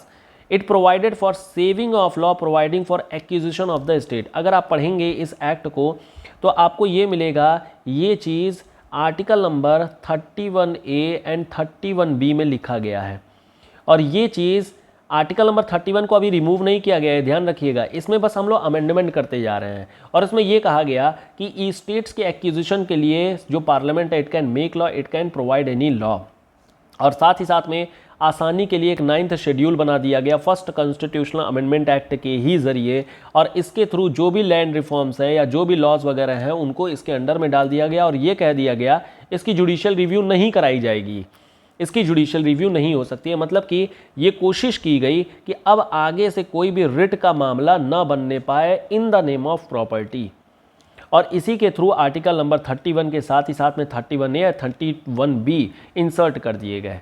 तो यहाँ से मामला शुरू हो जाता है प्रॉपर्टी का। फिर उसके बाद से 7th कॉन्स्टिट्यूशनल अमेंडमेंट एक्ट आती है, जहाँ पर स्टेट रीऑर्गेनाइजेशन करा दिया जाता है। अब स्टेट रीऑर्गेनाइजेशन जो कि 1956 में हुई थी, यहाँ पर गवर्नर का जो पावर है वो एक्सटेंड कर दिया गया था कि 2 या 2 से ज़्यादा स्टेट के भी गवर्नर हो सकते हैं। हाई कोर्ट का पावर एक्सटेंड कर दिया गया था कि 2 या 2 से ज़्यादा स्टेट के लिए सिंगल हाई कोर्ट हो सकती है। तो ये सब चीज़ें कर दी गई थी स्टेट रीऑर्गेनाइजेशन में। इसी तरीके से तमाम छोटी छोटी टेरिटरीज थी जो कि इंडिया में अब धीरे धीरे इंटीग्रेट होते आ रही थी, जैसे 10th कॉन्स्टिट्यूशनल अमेंडमेंट एक्ट 1961 में दादरा नगर हवेली हो गया, 13th अमेंडमेंट के दौरान में नागालैंड को कर दिया गया, और इसी तरीके से आगे Arunachal Pradesh and all that तमाम टेरिटरीज थी, गोवा वगैरह, इन सबको भी इंटीग्रेट कर दिया गया था अलग अलग अमेंडमेंट एक्ट के जरिए, जो कि हमारे लिए इंपॉर्टेंट नहीं है। अब देखिए इसके बाद से इंदिरा गांधी की गवर्नमेंट आ जाती है, 24th अमेंडमेंट कर देती हैं ये 1971 में। अब यहाँ पर जरा मामला समझना है, 24th अमेंडमेंट एक्ट कहीं ना कहीं पार्लियामेंट को एक्स्ट्रा पावर दे रहा था। तो this is extra power to the parliament. क्यों? क्योंकि देखिए यहाँ पर अब फंडामेंटल राइट को चेंज करना शुरू कर दिया गया था। हम लोगों ने देखा था कि आर्टिकल नंबर 31A और आर्टिकल नंबर 31B ये ऐड कर दिया गया। अब चैलेंज किया गया इस चीज़ को वापस से शंकरी प्रसाद केस में। जब केस में चैलेंज किया गया तो यहाँ पर अब फंडा ये आ गया, क्या पार्लियामेंट फंडामेंटल राइट को चेंज कर सकती है, क्या अमेंड कर सकती है फंडामेंटल राइट को? तो कोर्ट ने बोला कि देखिए आर्टिकल नंबर 368 दिया गया है, and using this article 368 anything can be changed, even this article 368 can be changed. इस आर्टिकल 368 को भी चेंज किया जा सकता है, और इस टूल के सहारे, इस वेपन के सहारे अब Indira Gandhi government 24th amendment act pass कर दिया। यहाँ पर इन्होंने it amended article 13 and article 368 with a view to removing all the possible doubt regarding the power of parliament to amend constitution procedure. मतलब पार्लियामेंट को यहाँ पर सुप्रीम पावर देने की बात कही गई, और ये कहा गया कि जो आर्टिकल 13 है मतलब कि जुडिशियल रिव्यू, और आर्टिकल 368 है, इन दोनों से परे हो गया है ये हमारा पावर ऑफ पार्लियामेंट। तो यहाँ पर जो पार्लियामेंट है वो अपने आप में सुप्रीम मतलब स्ट्रॉन्गेस्ट होते आ रही थी, इसकी पावर बढ़ते ही जा रही थी, और फिर अल्टीमेटली गोलकनाथ केस हो जाता है। गोलकनाथ केस में फिर अल्टीमेटली कोर्ट बोल देती है, कोर्ट पूरी तरीके से अपने जजमेंट को अल्टर कर देती है और ये कह देती है कि ऐसा है, fundamental right they are sacrosanct and they are permanent and it can not be changed. यहाँ पर आर्टिकल नंबर जो 368 है, कोर्ट ने बोला कि आर्टिकल नंबर 368 का मतलब ये नहीं है कि आप जो है अमेंडमेंट करते जाएं, यहाँ पर आपको प्रोसीजर बताया गया है केवल, और प्रोसीजर का मतलब ये बिल्कुल नहीं होता है कि इम्प्लीमेंटेशन। तो आप इसको इम्प्लीमेंट जहाँ तहाँ नहीं कर सकते हैं, जहाँ जहाँ बताया जाएगा कोर्ट के द्वारा वहाँ वहाँ पर केवल आप इस आर्टिकल का यूज़ कर सकते हैं। तो यहाँ से जो पार्लियामेंट थी उसकी पावर थोड़ी सी गिर गई, और कह सकते हैं कि जो सुप्रीम कोर्ट की कह सकते हैं कि जो इम्पोर्टेंस थी वो कहीं ना कहीं जुडिशरी के टर्म में बढ़ गया था। इवन इसके बाद से अब क्या होगा, अब यही होगा कि पार्लियामेंट अपनी पावर को यूज़ करेगी और सुप्रीम कोर्ट के पावर को गिराएगी। इनफैक्ट अभी रिसेंट में कोर्ट ने अपनी एक कह सकते हैं कि अपनी एक अनाउंसमेंट तो क्या ये कह सकते हैं कि कोर्ट ने अभी रिसेंट में एक बात बताई है, और उसमें ये कहा गया है कि इंदिरा गांधी के टाइम पे जो जुडिशरी थी इट वाज वेरी वीक, बहुत ही वीक थी, और उस समय के दौरान में जुडिशरी ने केवल और केवल ये कह सकते हैं कि अपनी आइडेंटिटी बचा ली, नहीं तो कुछ भी हो सकता था। नेक्स्ट 25th अमेंडमेंट एक्ट फिर आती है 1971 में ही। ऑब्वियस सी बात है, इसको चैलेंज करना ही करना था पार्लियामेंट के द्वारा, तो पार्लियामेंट ने इसको 25th अमेंडमेंट एक्ट लाया और एक नया क्लॉज ऐड किया गया, आर्टिकल 31C। इस आर्टिकल में ये कहा गया फंडामेंटल राइट को हम चेंज नहीं कर सकते थे, यही चीज़ पार्लियामेंट ने बोली, तो पार्लियामेंट के पास पावर आ गया फिर से आर्टिकल नंबर 368 का यूज़ करना। तो आर्टिकल नंबर 368 के थ्रू वापस से फंडामेंटल राइट में एक चीज़ ऐड की गई और ये कहा गया in the name of implementation of DPSP we can amend fundamental right and this is to ensure the welfare state. ये भी ध्यान रखना है। तो फंडामेंटल राइट यही चीज़ कही गई, the position was that fundamental right prevailed over DPSP that a law enacted to implement DPSP could not be valid if it is conflict with the fundamental right। 31C में इसी चीज़ को बोल दिया गया कि अगर हम article number 39B and article number 39C को लेते हुए अगर कोई कानून बनाते हैं, कोई लॉ बनाते हैं, तो फिर और अगर ये आर्टिकल नंबर 14, 19 और 31 का अगर वायलेशन भी हो रहा है तो इसे नल एंड वॉइड नहीं डिक्लेयर किया जाएगा, क्योंकि ये वेलफेयर को इंश्योर करने का तरीका है। और इस चीज़ को कोर्ट ने अप्रूव कर दिया। कोर्ट ने कहा ठीक है, कोई दिक्कत नहीं है, आप वेलफेयर स्टेट ले आना चाहते हैं, कोई दिक्कत नहीं है, आप लेकर के आइए। अब यहाँ से पार्लियामेंट ने अपनी पावर को वापस से रीगेन कर लिया, और जब पावर को रीगेन किया गया तो फिर 42nd कॉन्स्टिट्यूशनल अमेंडमेंट एक्ट लाया गया, और ये मिनी कॉन्स्टिट्यूशन बोला जाता है क्योंकि ये सबसे बड़ा आर्टिकल है, मतलब सबसे बड़ा अमेंडमेंट है। सिंपल सी बात है। कुछ लोग इसे, मतलब अपोजिशन के लीडर्स जो होते हैं, इसे इंदिराज कॉन्स्टिट्यूशन भी बोलते हैं, इंदिरा की कॉन्स्टिट्यूशन भी बोला जाता है। समझ में आया क्या क्या चीज़ है। अब देखिए इस 42nd अमेंडमेंट एक्ट में किया क्या गया है। देखिए कुछ चीज़ें तो अच्छी की गई, कुछ चीज़ें ऑब्वियसली नहीं सही की गई थी, और इसी कारण से नेक्स्ट 44th अमेंडमेंट एक्ट लाया गया था, जिसके बेसिस पर जो भी चेंजेस यहाँ पर किए गए थे वापस से उसको एक चेक एंड बैलेंस क्रिएट करने की कोशिश की गई थी। अब जरा समझते हैं क्या क्या चीज़ें किया गया। Amendment was mean to enhance enormously the strength of government. Government की स्ट्रेंथ को ऑब्वियसली स्ट्रॉन्ग करने के लिए ये जो आर्टिकल था उसको यूज़ किया गया था। यहाँ पर मेजर जो अमेंडमेंट किए गए थे 42nd अमेंडमेंट के थ्रू, वो प्रियम्बल था, जहाँ पर characterization of India as a sovereign democratic republic has been changed to sovereign social secular democratic republic. यानी कि यहाँ पर जो सोशलिस्ट टर्म है और जो आपका सेक्युलर टर्म है, ये दो टर्म एक्स्ट्रा ऐड किए गए। अब देखिए ये अपने आप में कंट्रोवर्शियल हो गया था, क्योंकि हम लोग प्रियम्बल को चेंज कर रहे थे, और प्रियम्बल एक्चुअल में क्या है, it is reflection of constitution. It is reflection of constitution, और रिफ्लेक्शन ऑफ कॉन्स्टिट्यूशन का मतलब क्या होता है, मिरर ऑफ कॉन्स्टिट्यूशन। और मिरर में जो भी आप इमेज देखते हैं, क्या उसे अमेंड कर सकते हैं, क्या नहीं। तो ये बात हमेशा, इनफैक्ट उसके बाद से प्रियम्बल को चैलेंज भी किया गया था, क्या हम चेंज कर सकते हैं कि नहीं कर सकते हैं, या फिर क्या चीज़ें होंगी। लेकिन अल्टीमेटली यहाँ पर प्रियम्बल को चेंज किया गया था, और चेंज इसीलिए किया गया था कि हम एक क्लियर पिक्चर इंडिया की पा सकें जो रिटन फॉर्मेट में हो।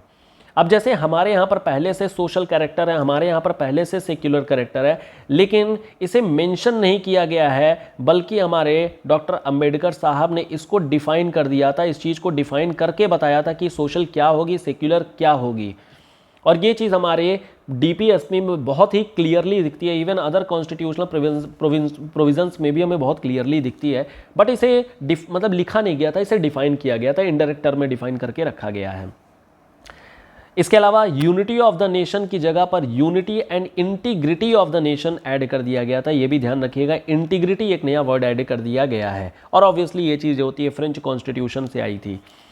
पार्लियामेंट एंड लेजिस्लेचर को लेकर के क्या बोला गया, ये बोला गया life of Lok Sabha and state legislative assembly 1 साल से एक्सटेंड कर दिया गया। क्यों? क्योंकि यहाँ पर इंटरनल डिस्टर्बेंस का नाम ले करके इमरजेंसी लगा दी गई थी। इमरजेंसी, अब थोड़ा सा इमरजेंसी के बारे में भी हम लोग देख लेते हैं क्या चीज़ थी।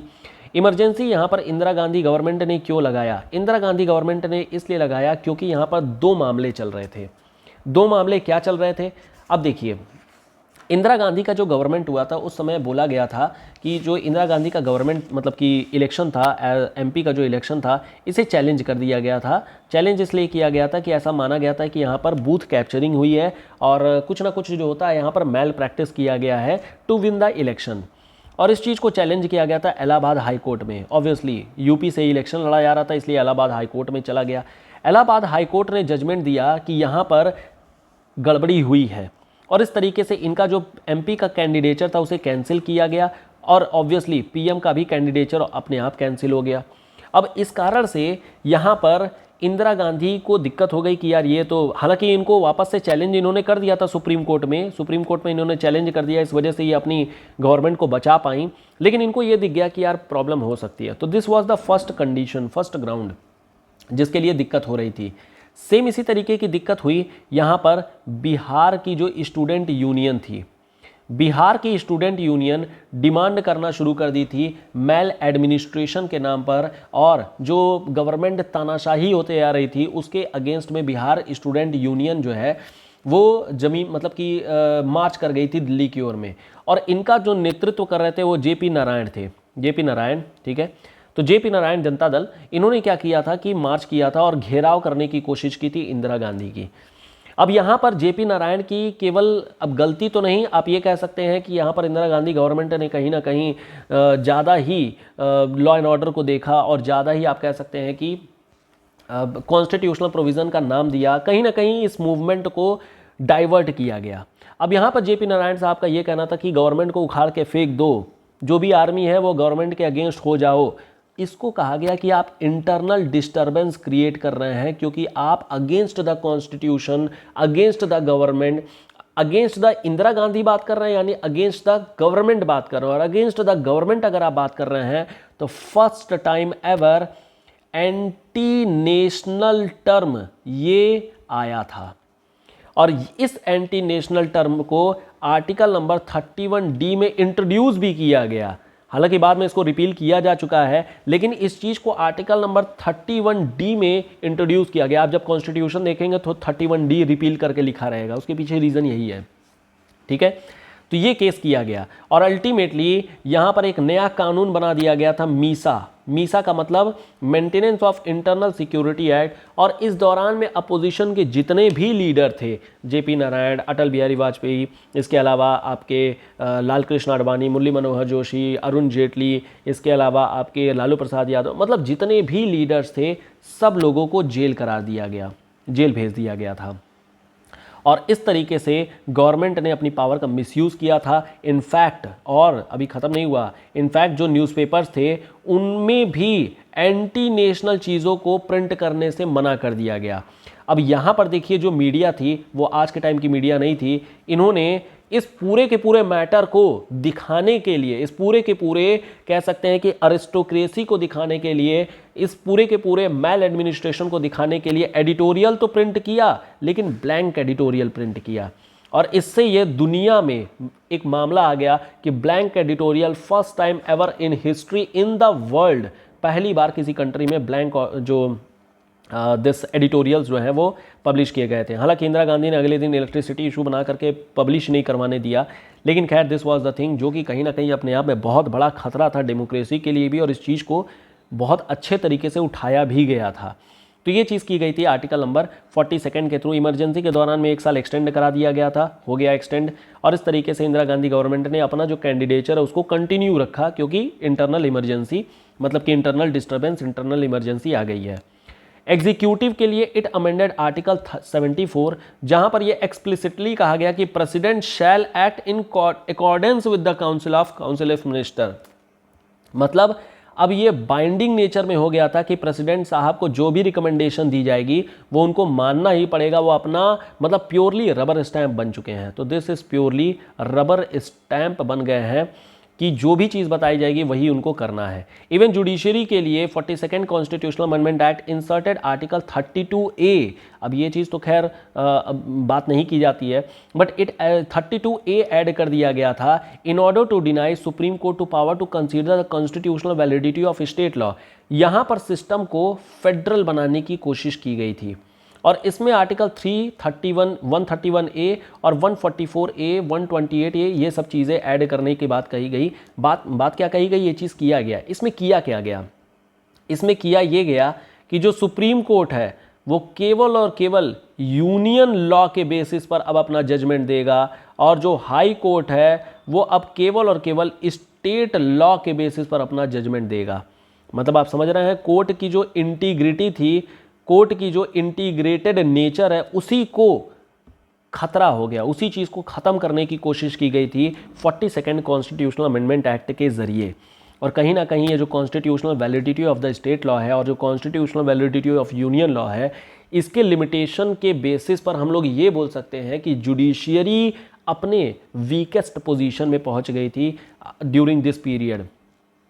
ठीक है, तो यहाँ पर यही चीज़ कही जाती है। Article number 144, minimum number of जजेस of supreme court decide a question on constitutional validity of central and state law was fixed at least 7 and further this required 2/3 majority of the government. तो खैर ये सब चीज़ें तो खैर चलिए छोड़ दीजिए, these are simple things. Federalism के बारे में अगर बात किया जाए तो यहाँ पर आर्टिकल ऐड किया गया 257 to enable the centre to deploy armed force in the union. और यहीं से मामला उठा, क्या हम मतलब स्टेट में क्या central police, central armed forces भेज सकते हैं कि नहीं भेज सकते हैं, और any other force under in control with dealing with any grave situation in law and order of this state. मतलब बेसिकली जो बिहार का स्टेट था वहाँ पर इस चीज़ को डिप्लॉय करने की बात कही गई थी, और जो फेडरलिज्म है कहीं ना कहीं उसको एक खतरा, मतलब प्योरली यूनिटरी बायसनेस जो थी वो अब आ गई थी, यूनिटरी फॉर्मेट में गवर्नमेंट हमारी आ चुकी थी। फंडामेंटल राइट और डायरेक्टिव प्रिंसिपल को लेकर के भी यहाँ पर तमाम अमेंडमेंट्स किए गए। Major change that was made by 42nd constitutional amendment act was to give all the directive principle. अब हम लोगों ने अभी देखा था कि आर्टिकल नंबर 31C में एक अमेंडमेंट किया गया था, और उसमें ये बोला गया था कि अगर आर्टिकल नंबर 39B और आर्टिकल नंबर 39C को देखते हुए अगर कोई लॉ बनाया जाए, और अगर यह 14, 19, 31 को वायलेट कर भी रहा है तो हम इसे इनवैलिड नहीं करेंगे। यहाँ पर 42nd अमेंडमेंट से ये कहा गया, ये चीज़ कब की गई थी, 25th कॉन्स्टिट्यूशनल अमेंडमेंट एक्ट के जरिए।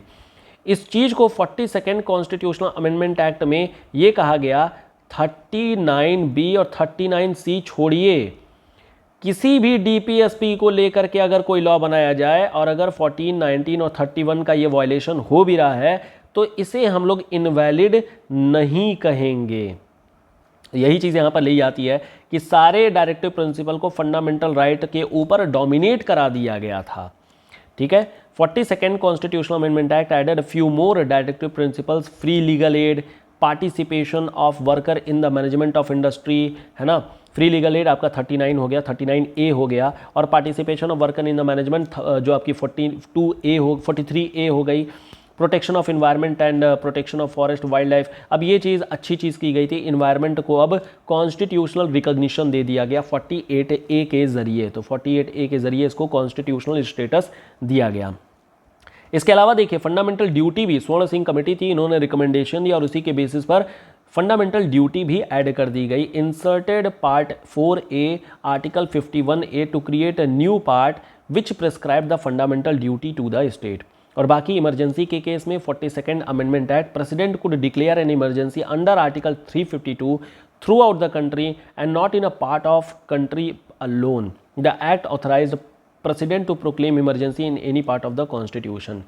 तो अब अपने आप में अगर आप देखेंगे 42nd कॉन्स्टिट्यूशनल अमेंडमेंट एक्ट को, तो अब आपको लगेगा कि इट वॉज अ डिज़ास्टर, ये एक डिज़ास्टर था, और कहीं ना कहीं हमारे कंट्री के लिए एक बहुत ही, एक कह सकते हैं फेज़ चेंज था। इस फेज़ चेंज में कहीं ना कहीं जो पार्लियामेंट थी वो अपने आप को सुप्रीम, अपने आप को कह सकते हैं कि सॉवरिन करने की कोशिश कर रही थी, और कहीं ना कहीं कॉन्स्टिट्यूशनल प्रिंसिपल्स को पार्लियामेंट्री प्रोविज़न के थ्रू, पार्लियामेंट्री प्रोसीजर के थ्रू हम ये कह सकते हैं कि बदलने की कोशिश की गई थी। और ये बहुत बड़ा अटैक था on the supremacy of constitution.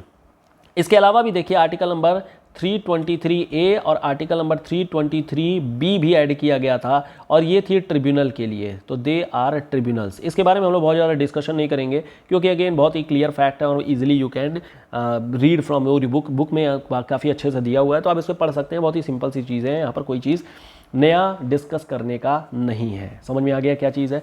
तो ये पूरी कहानी है आपके राइट टू प्रॉपर्टी की, और फिर इसके बाद आपकी जो भी फंडामेंटल राइट और 42nd कॉन्स्टिट्यूशनल अमेंडमेंट एक्ट है। अभी भी देखिए आर्टिकल नंबर 31 है, अभी ये हटाया नहीं गया है, अभी भी है। अब ये बात दूसरी है कि आर्टिकल 31 के साथ ए भी आ गया है, 31B भी आ गया, 31C भी आ गया और 31D भी आ गया है।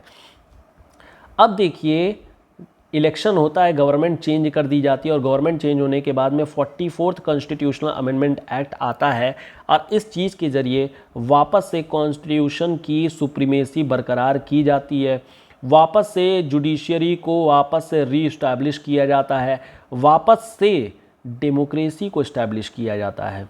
तो ये डेमोक्रेसी को यहाँ से वापस इस रीइस्टैब्लिशमेंट हम लोग कह सकते हैं कि लाया जाता है, चेक एंड बैलेंस किया जाता है, और ये कहा जाता है कि इन फ्यूचर कोई भी गवर्नमेंट इस तरीके का काम न करने पाए, इसके लिए प्रोविज़न किया जाए। और इसी चीज़ के लिए वापस में जो जो गलतियां हुई थी वापस से उनको सुधारा गया। कैसे? It reduce the life of Lok Sabha and the state legislative assembly again to 5 year, 5 साल वापस से कर दिया गया।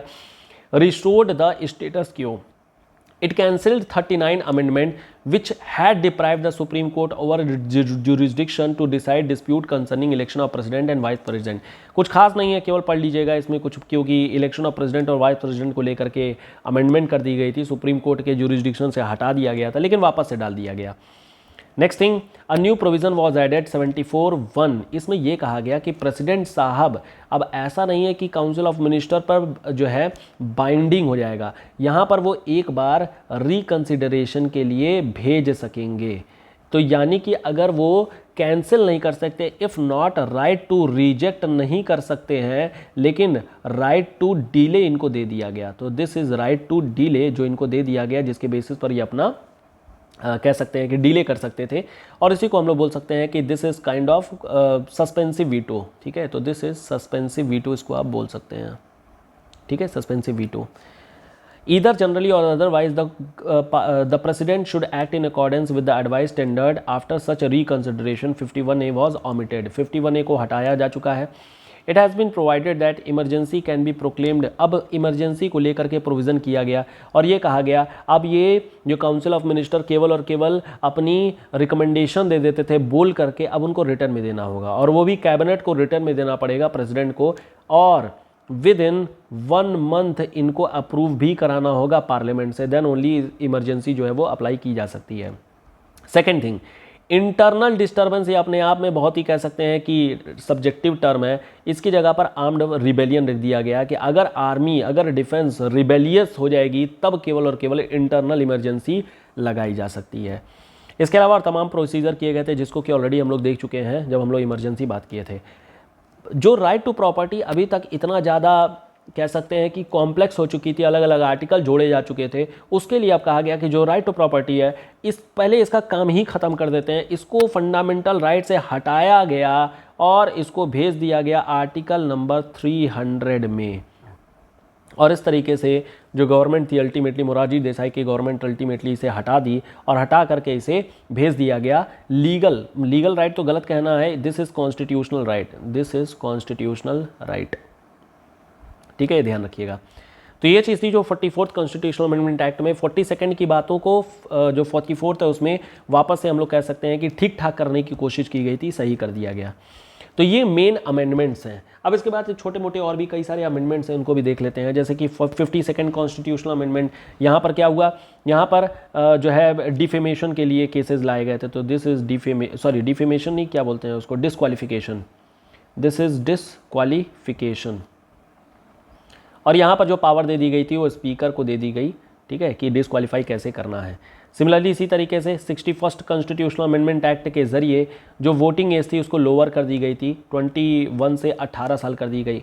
65वां जो अमेंडमेंट एक्ट था इसमें NC/SC को मतलब लाया गया, और ये कहा गया आर्टिकल नंबर 338 के थ्रू जो होता है एक बॉडी रहेगी, it will monitor and it will regulate the interest of scheduled caste and scheduled tribe. 69 constitutional amendment act के जरिए दिल्ली को एनसीटी ऑफ दिल्ली का रिकमेंडेशन दे दिया गया, national capital territory of Delhi का यहाँ पर इसको कह सकते हैं कि एक दर्जा दे दिया गया था।